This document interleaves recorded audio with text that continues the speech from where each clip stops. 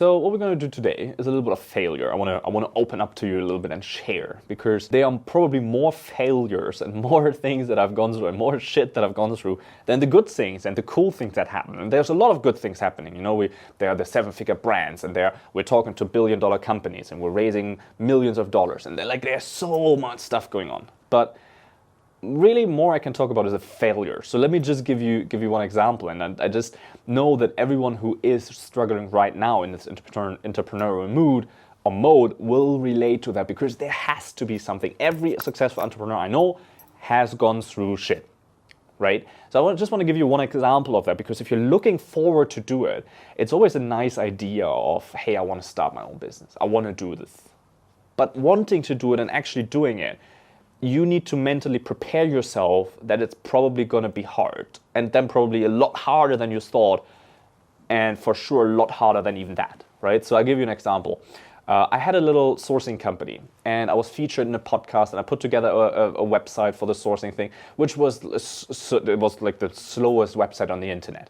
And it was the most horrible basic thing that I put together on a WordPress site, and like every other day it stopped working for some other reason, right? But anyway, I got featured in a podcast, right? So I jumped over my shadow, and I messaged podcast hosts to get featured. And it's like, hey, I can tell about sourcing. Like, well, why don't you feature me on your show?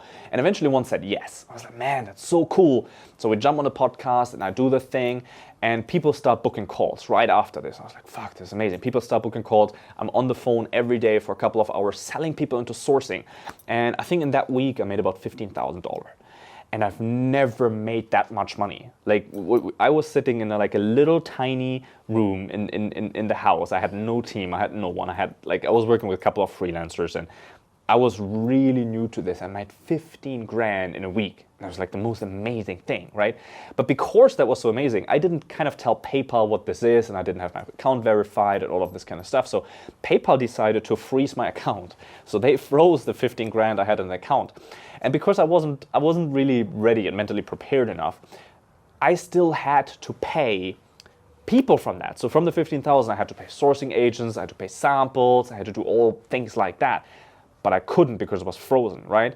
And then instead of me going out and getting capital or asking people for money because I didn't have the confidence, I delayed the progress, right? So I pretended. People started asking me, so where are my quotes? Oh yeah, the factory, they're just on holiday. Oh, they're coming back to us. We got some quotes, but they're not good. So we really want to make sure you get better quotes. I even invented assistants, like, oh, my assistant will message you. And then the assistant didn't message. It's like, oh, I will talk to Lucy because she didn't message you, or to Nancy, or however I called her, right? So I made up all this shit. And then 1 week goes by and the account isn't unfrozen. Another week goes by and the account isn't unfrozen. The first people start refunding money. I was like, shit. So I find another way. I was like, okay, now I can charge people with a credit card. And when they pay with a credit card, I can take that money and use that money to pay for the old customers. And it was kind of like a snowballing back. And more people started refunding, right? Eventually people started posting things online, and the podcast episode got taken down. And eventually, I think out of the $15,000, $9,000 went into refunds. The problem is I had $15,000 frozen, so they didn't deduct the $9,000 from that. They deducted the $9,000 from my balance, which was zero. So it went -1, -2, -3. Every day I wake up and I see another. You got $2,000 taken out of your account. It's like, shit, that's a bad way to wake up, by the way. You wake up and instead of like, yeah, we made some money, you look at it, it's like, shit, we just lost another $2 grand, right? And not only that, but the pressure that builds, because I felt bad. I didn't mean bad, I didn't want to screw anyone over. I really wanted to help. I know I could help, but I was too inexperienced. Anyway, so going through that, and then all of a sudden the account was 9,000 was 9,000 in negative. And every time money hit my bank account from Stripe, from someone sent me money in the bank, PayPal just grabbed it. So it went in there. Every money that went in, PayPal was just like sucking all the money in. So I couldn't use that as well. And then I delayed the next guys, and the next, it was just a rolling over the money. And in the end of the day, I had to close down, right? So this is one of my major failures. And it really almost broke me. Like, going through that, it made me so much harder and so much tougher as what I can take now. But man, I don't wish this for anyone. However, you'll probably have to go through that. So if you're starting and you're thinking it's all Candyland, it's not going to be that way. For a couple of years, you're probably going to have to eat shit.